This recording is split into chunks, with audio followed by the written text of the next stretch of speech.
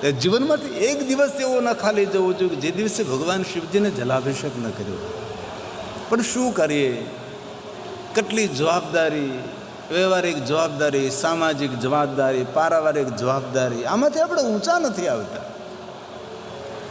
પણ જે ભાઈઓ બહેનો મહાદેવને નિત્ય જલાભિષેક કરે છે એના પિતૃ ખૂબ સુખી રહે છે, એમના પિતૃઓની તૃપ્તિ રહે છે.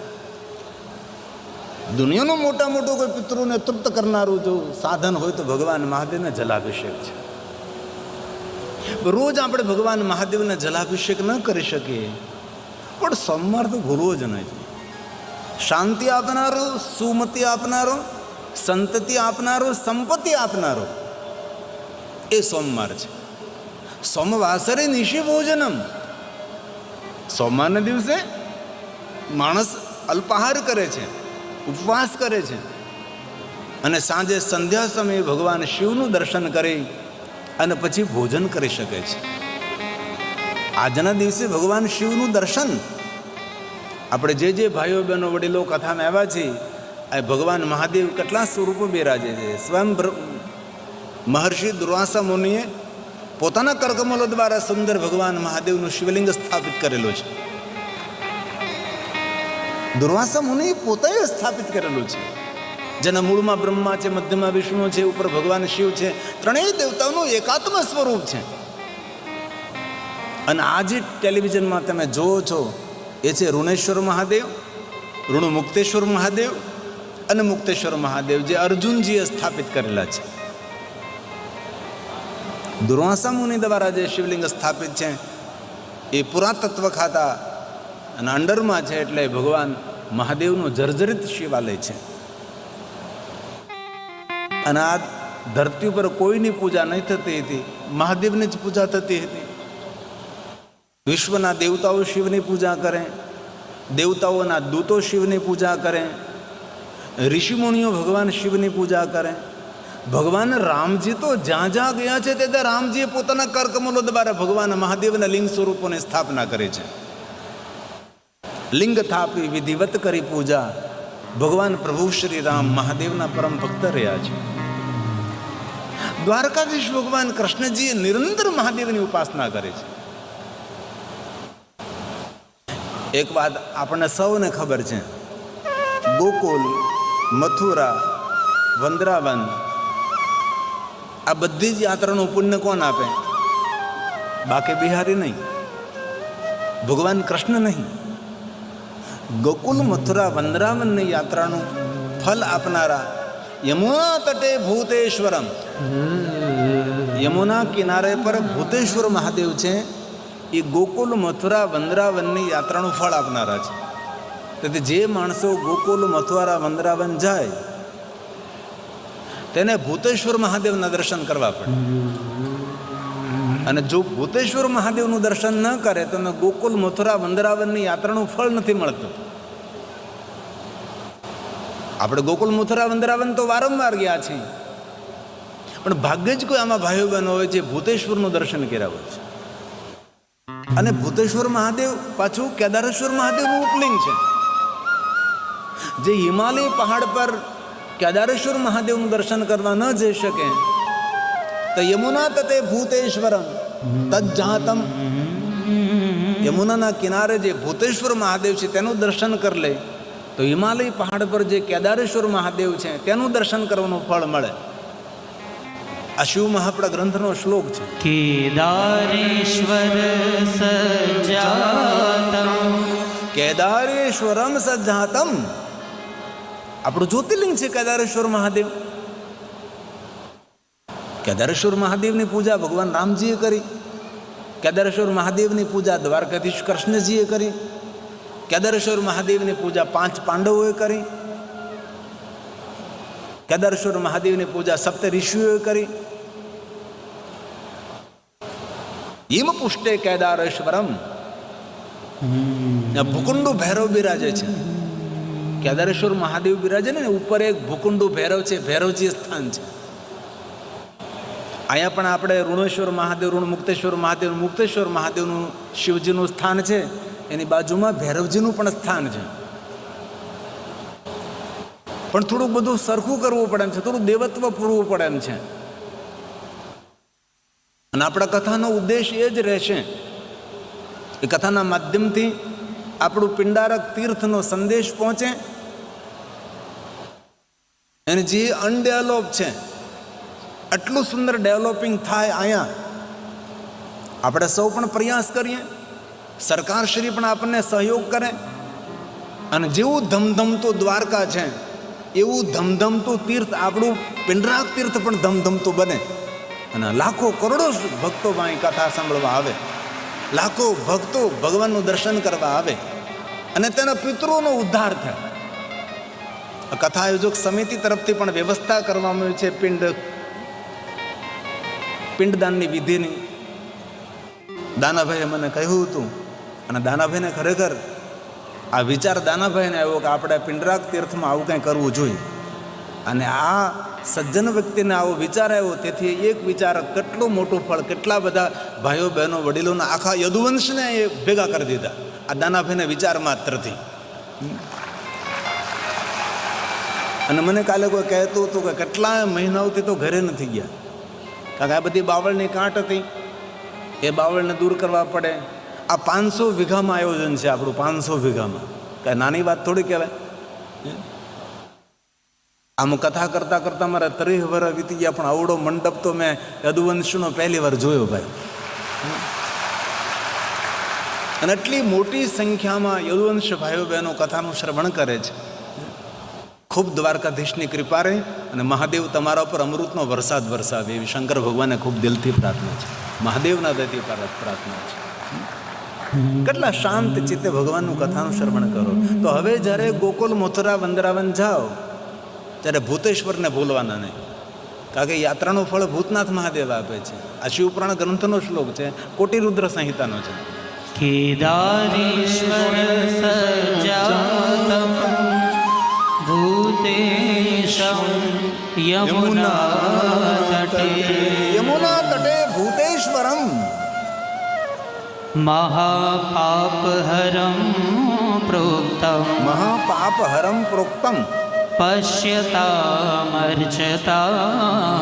તથા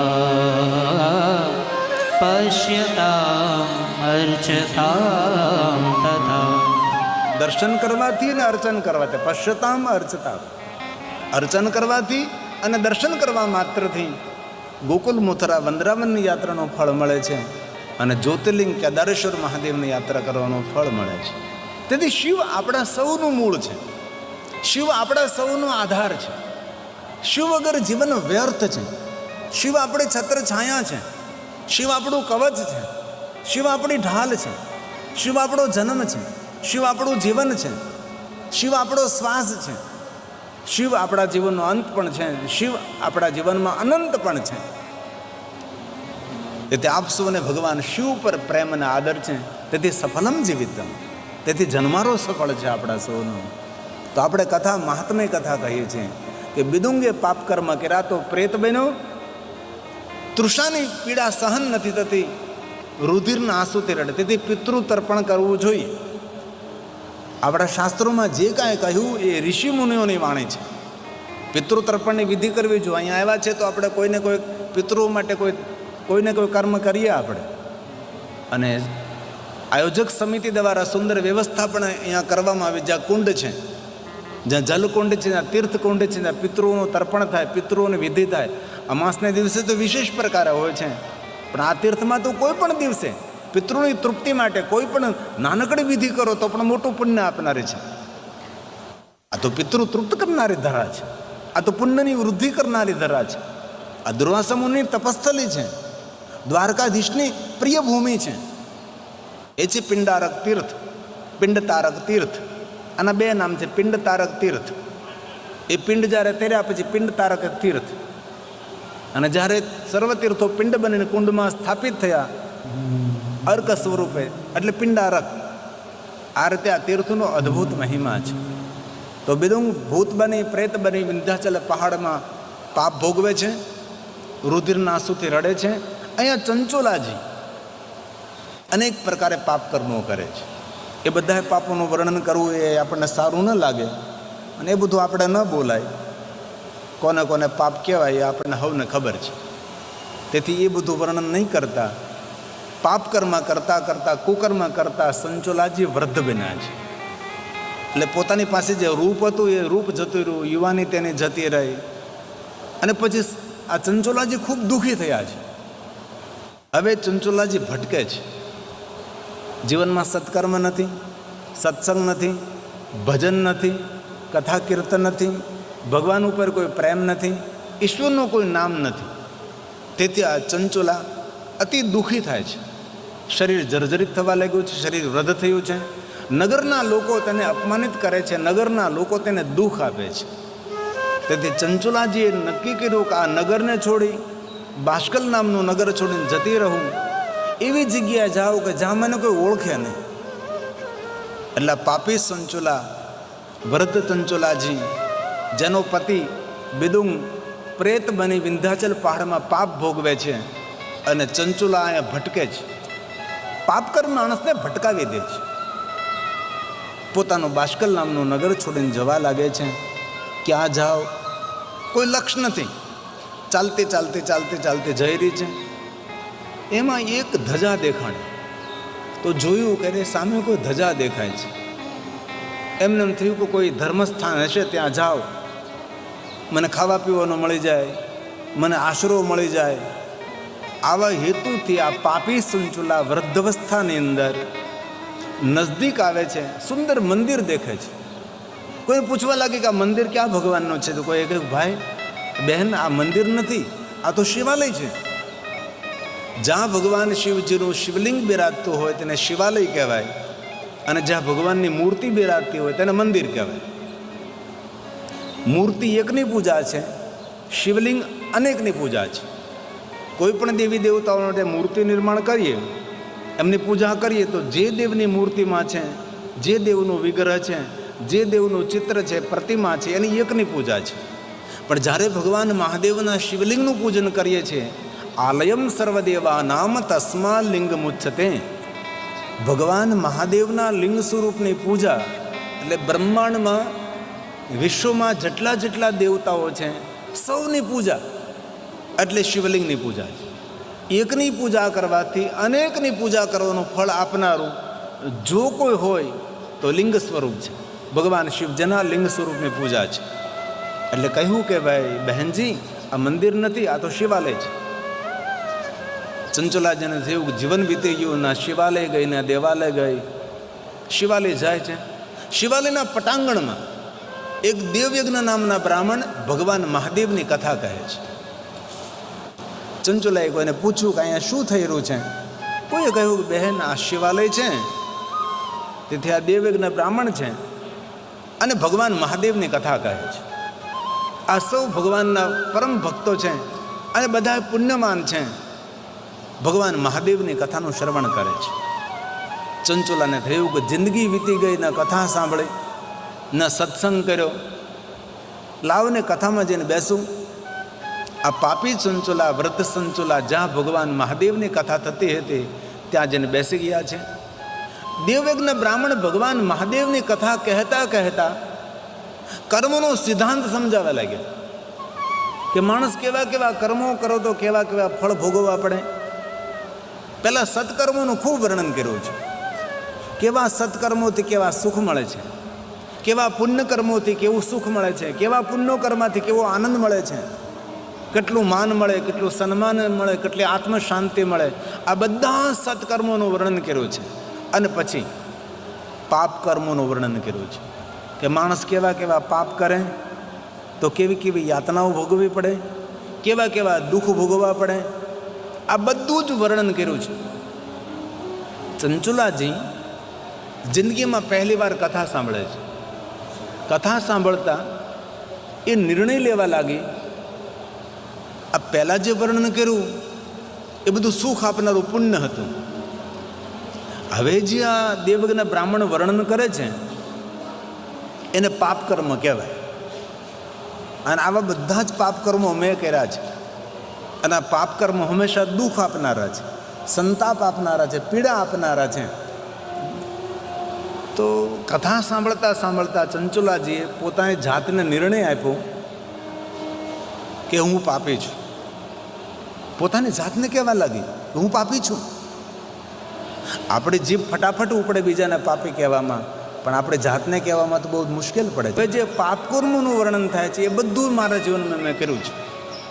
કથા સાંભળતા ચંચુલાજી જાગી ગયા છે અને પોતાની જાતને નિર્ણય આપવા લાગ્યા છે કે હું પાપી છું. બીજા લોકોને નિર્ણય આપવા બહુ સહેલા છે, પણ પોતાની જાતને તટસ્થ બને નિર્ણય આપવો એ અઘરો વિષય છે. હવે દેવ અને બ્રાહ્મણે કથા તો વિરામ કરી.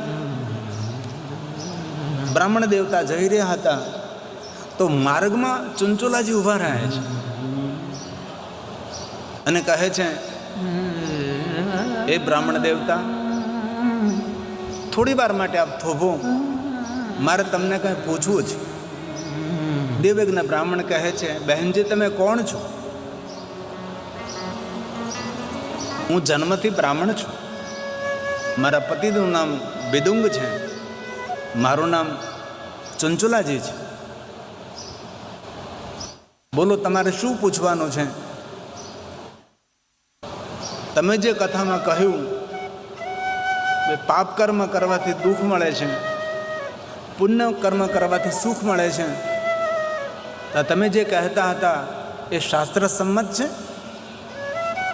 ધીમી પ્રસન્નતા સાથે દેવયજ્ઞ બ્રાહ્મણ કહે છે, બહેનજી આ તો ભગવાનની કથા છે.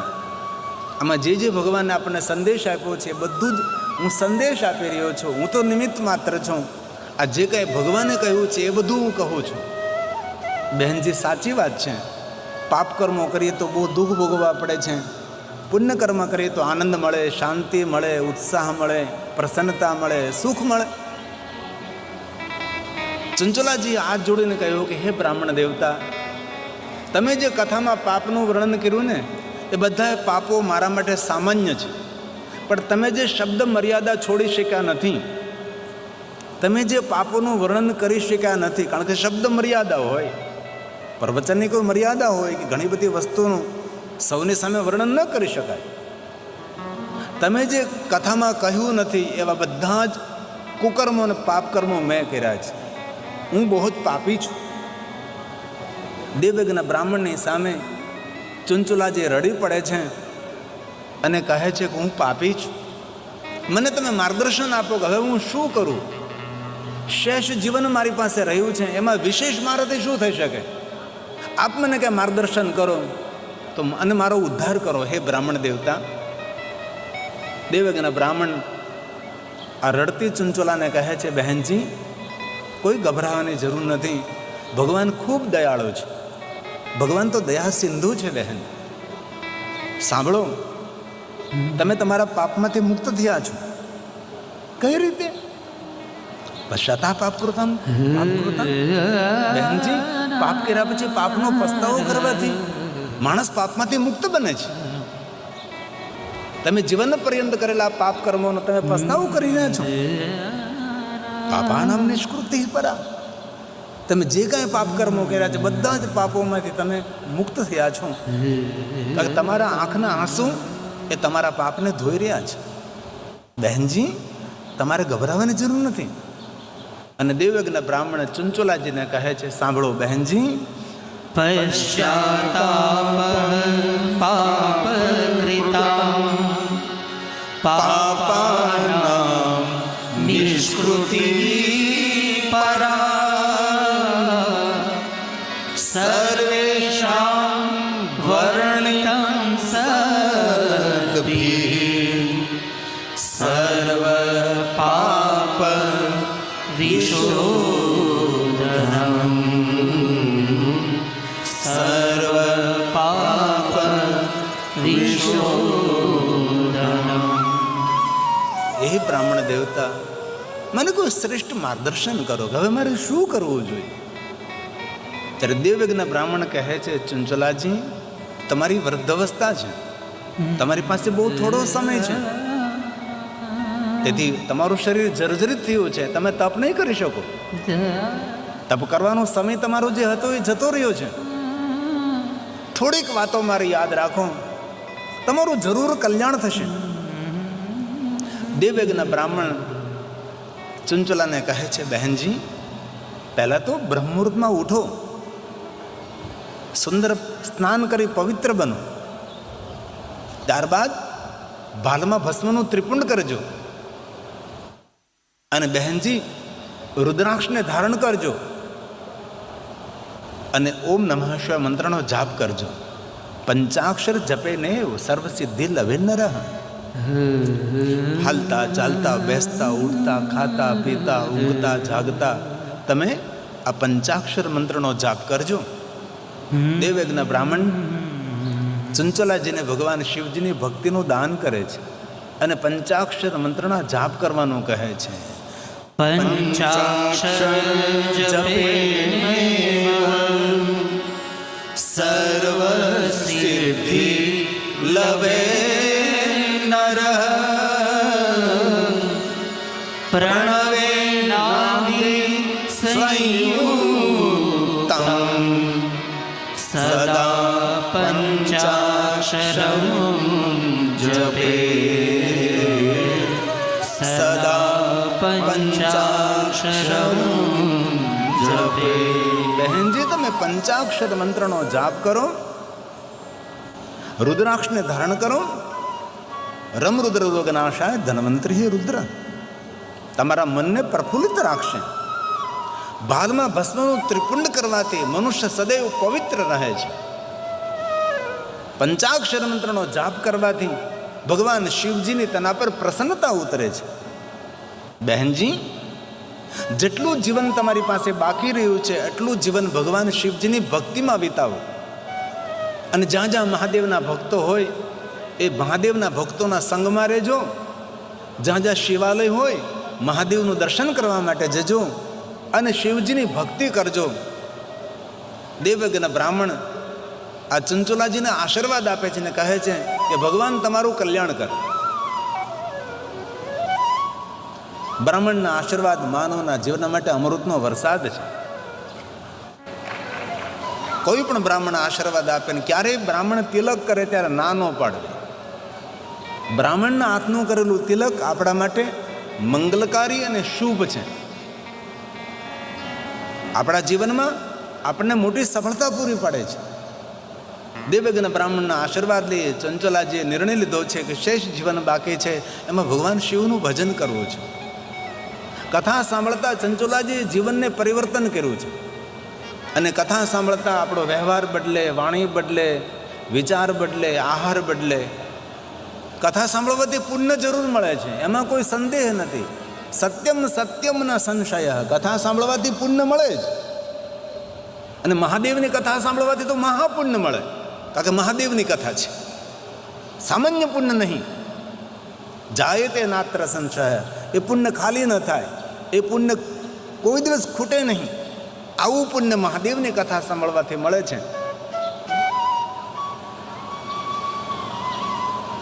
પણ સફળતા તો ત્યારે જ મળે જ્યારે ખાણીપીણી, વાણી અને વ્યવહારમાં આપણે પરિવર્તન લાવીએ. જ્યાં સુધી કથા સાંભળ્યા પછી જીવન પરિવર્તન નહીં કરીએ ત્યાં સુધી નવું કોઈ આવર્તન નહીં થાય અને આપણું વર્તમાન મંગલમય નહીં બને. સાંભળવાથી પુણ્ય મળે, પણ સફળતા તો ત્યારે જ મળે છે જીવનનું પરિવર્તન કરીએ આપણે. વિચારોનું પરિવર્તન કરીએ, વાણીનું પરિવર્તન કરીએ, વ્યવહારનું પરિવર્તન કરીએ, એ જ નવું આવર્તન હોઈ શકે છે. ચંચલાજી એક કથા શ્રવણ કરતા જીવનને બદલી નાખ્યું છે. મહાદેવના ભક્તોના સંગમાં રહેવા લાગી, શિવજીનું ભજન કરવા લાગી, જ્યાં જ્યાં શિવાલય હોય ત્યાં જવા લાગી, ભગવાન શિવજીનું ભજન કરે છે, નિરંતર મહાદેવના ભક્તોના સંગમાં રહે છે. આ ચંચલાજી ભગવાન શિવની એક કથા સાંભળવા માત્રથી જીવનનું પરિવર્તન કરે છે. અને એ થોડી વાર કથા સાંભળવા માત્રથી. તેથી કથા સાંભળ્યા બાદ જે આપણા માટે ઉપયોગી વાતો હોય એ જીવનમાં ઉતારવી જોઈએ. જે આપણને અનુસરણ કરવા જેવી હોય બધી વાતને અનુસરણ કરવું જોઈએ. જીવનને બદલવા માટે ભગવાનની કથા છે. આ ચંચલાજીને શિવ ભક્તિ કરતાં કરતાં જ્ઞાન થઈ ગયું કે હવે મારું મૃત્યુ નજદીક છે.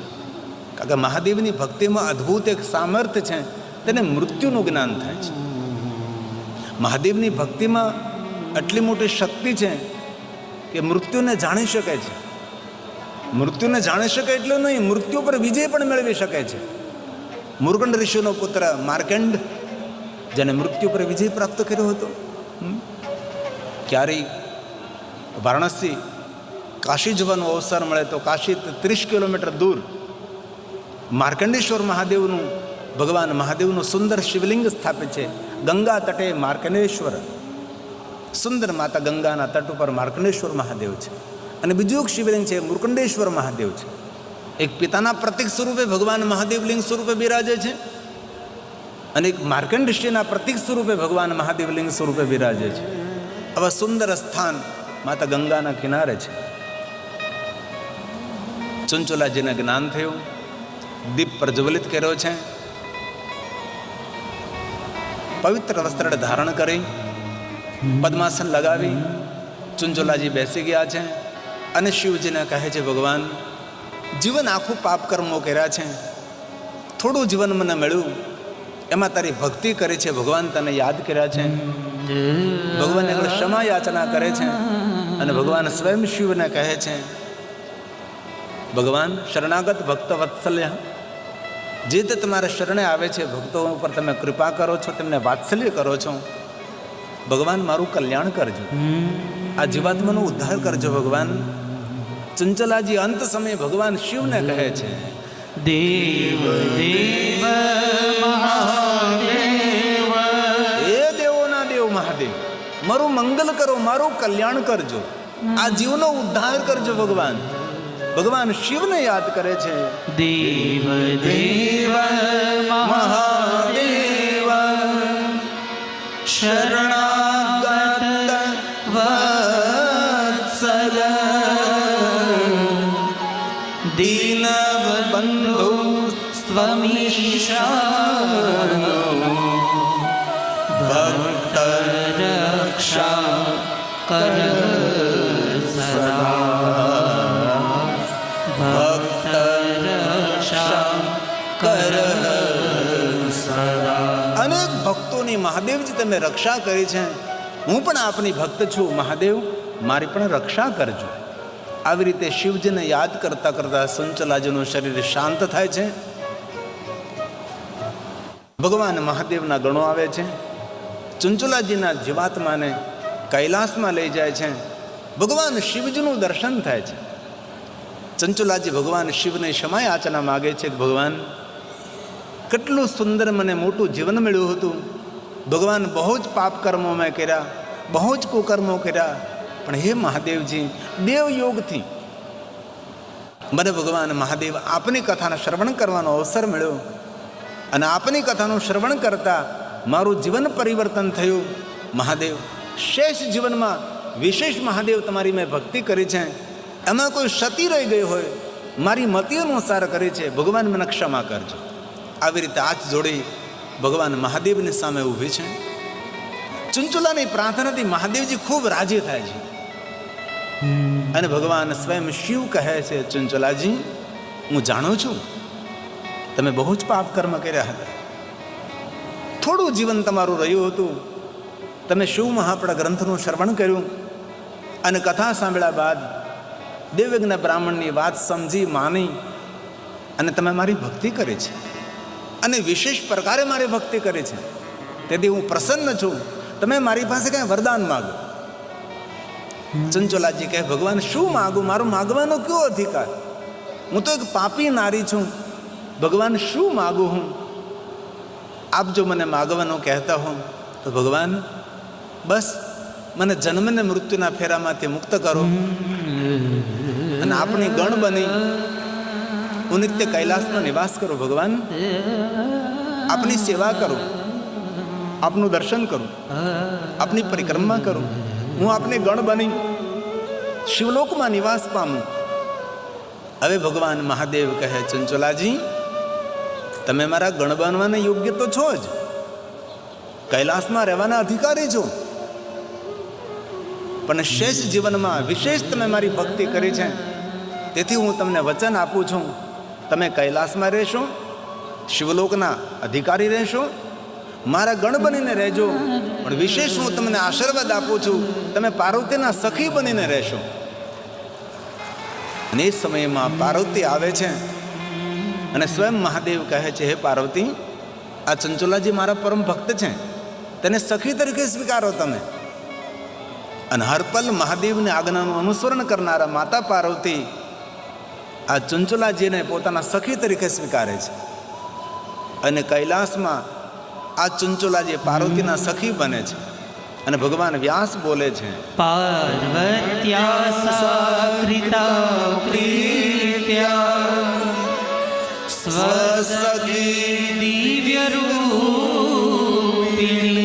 ચંચુલાજી પાર્વતીના સખી બન્યા છે. અને સખી બન્યા પછી સ્વસખી દિવ્ય રૂપિણી, દિવ્ય રૂપ મળ્યું છે, દિવ્યતા મળી છે. હવે કૈલાસ ધામ મળે, પાર્વતીના સખી બને, શિવજીના દર્શન થાય, પછી એમાં કઈ વસ્તુની કમી રહે? તેથી ભગવાન મહર્ષિ વેદવ્યાસજી બોલે છે, પાર્વત્યા પાર્વત્યા સાકૃતા પ્રીત્યા સ્વસખી દિવ્ય રૂપિણી દિવ્ય સૌમ્યાવિતા તત્ર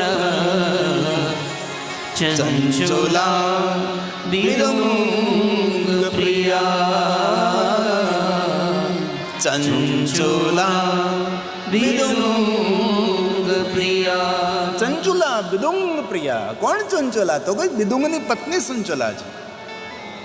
શિવલોકમાં રહેવા લાગે છે, ભગવાન મહાદેવનું દર્શન કરે છે, માતા પાર્વતીની સેવા કરે છે. એક દિવસ ચંચુલાજીના આંખમાં આંસુ છે. માતા પાર્વતીએ પૂછ્યું કે આ તો શિવલોક છે અને મહાદેવના લોકનું નામ છે આનંદ લોક, અને તું શા માટે રડે છે? તને કઈ વાતનું દુઃખ છે? જ્યારે ચંચુલાજી કહે છે, માં, હું જ્યારે મનુષ્ય હતી ને ત્યારે મારા પતિનું નામ બિદુંગ હતું. બહુ પાપકર્મો કર્યા, પાપકર્મો કરતા એનું મૃત્યુ થયું. માં, મેં પણ બહુ જ પાપકર્મો કર્યા હતા, પણ ભગવાનની કથાનું શ્રવણ કરતાં મારું જીવન પરિવર્તન થયું. આ શેષ જીવનમાં વિશેષ પ્રકારે મહાદેવની મેં ભક્તિ કરી, અને મહાદેવના ભક્તિના ફલ સ્વરૂપે માં મને કૈલાસ ધામ મળ્યું, અને માં હું તારી સખી બની.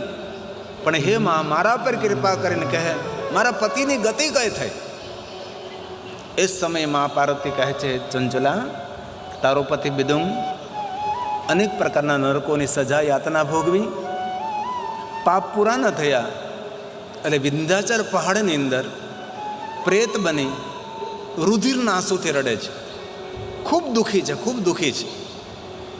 હવે ચંચુલાજી કહે છે, માં, તો મારા પતિનું કલ્યાણ કરવું હોય તો મારે શું કરવું જોઈએ? તારો પતિ જો મહાદેવની કથાનું શ્રવણ કરે તો તારા પતિની મતિ સુધરે, શિવજીના ચરણોમાં રતિ થાય, તો એ જીવાત્માને સદગતિ થાય, બાકી અધોગતિ તો થઈ છે. માં, મારો પતિ મનુષ્ય તો ત્યારે કથા ના સાંભળી, હવે તો પ્રેત બન્યો, હવે તને કોણ કથા સંભળાવે? પણ માં, તું જો મારી સેવાથી ભક્તિથી પ્રસન્ન હો તો માં, મારા પતિને કથા સાંભળવા મળે એવી કોઈ તું યોજના કરમાં, કોઈ મને યુક્તિ દેખાડ. એ સમયમાં પાર્વતી કહે છે, ચંચુલા, આપ મારા પરમ ભક્ત છો, મારા સખી છો. સાંભળો, અત્યારે જ હું તુંબુર નામ ગાંધર્વને બોલાવું છું. માતા પાર્વતી તુંબુર રાજ ગાંધર્વને બોલાવે છે, અને સ્વયં માતા પાર્વતી ગાંધર્વને કહે છે કે જાઓ વિંધ્યાચલ પર્વત, ત્યાં જઈને ભગવાન મહાદેવની કથાનું ગાયન કરો, અને પેલો બિદુંગ નામનો પ્રેત છે, કોઈ પણ રીતે, કોઈ પણ પ્રકારે, કોઈ પણ રીતે તેને કથા સંભળાવો. બિદુંગ નામનો પ્રેત જો કથા સાંભળશે તો તેની પરમ ગતિ થશે અને તેનું કલ્યાણ થશે. આ બિદુંગનું કલ્યાણ કરવાને વાસ્તે તુંબુરુ ગાંધર્વરાજ વિંધ્યાચલ આવે છે, ભગવાનની કથાનો પ્રારંભ કરે છે. પણ પ્રેત કથામાં કઈ રીતે આવી શકે છે? ગાંધર્વરાજ મંત્ર શક્તિનો પ્રયોગ કરે છે અને પ્રેતને બાંધે છે, અને પ્રેતને બાંધીને ભગવાન મહાદેવની કથાનું શ્રવણ કરાવે છે. જેમ જેમ તુંબુરુજી કથા કહેતા ગયા તેમ તેમ આ પ્રેતનું બંધન છૂટવા લાગ્યું છે, પાપ બંધન છૂટી ગયા છે, અને પ્રેત ભગવાન મહાદેવને યાદ કરવા લાગે છે, ભગવાન શિવજીનું ભજન કરવા લાગે છે. અને સુત પુરાણજી પ્રયાગ તીર્થમાં કહે સ પિચાચો મહાપુણ્યમ. આ ભૂતને પુણ્ય નથી મળતું, આ પ્રેતને પુણ્ય નથી મળતું, મહાપુણ્યની પ્રાપ્તિ થાય છે. અને ભગવાન બોલ્યા છે સપિશાચો મહાપુણ્યં શ્રુત્વા શિવ પુરાણકમ. ભગવાન મહાદેવની કથાનું શ્રવણ કરવા માત્રથી, ભગવાનની કથા સાંભળવા માત્રથી આ પ્રેતનું જે શરીર હતું એ છૂટી ગયું છે ને દિવ્યતા પ્રાપ્ત થઈ છે. ભગવાન મહર્ષિ વેદવ્યાસ કહે છે વિદુય કલુષં જહો પૈશાચકં વપુ જહો પૈશાચકં વપુ. વપુ શરીર, તેનું ભૂતનું શરીર છૂટી ગયું, પ્રેતનું શરીર છૂટ્યું, દિવ્યતા મળી છે. અને ભગવાન મહાદેવના લોકમાં આવે છે, ભગવાન શિવનું દર્શન કરે છે. ભગવાન આપની કૃપાથી આપની કથાનું શ્રવણ કરતા મારા પાપ કર્મો છૂટી ગયા છે. ભગવાન આજે મને આપનું દર્શન થઈ રહ્યું છે, આપની કૃપાનું ફળ છે.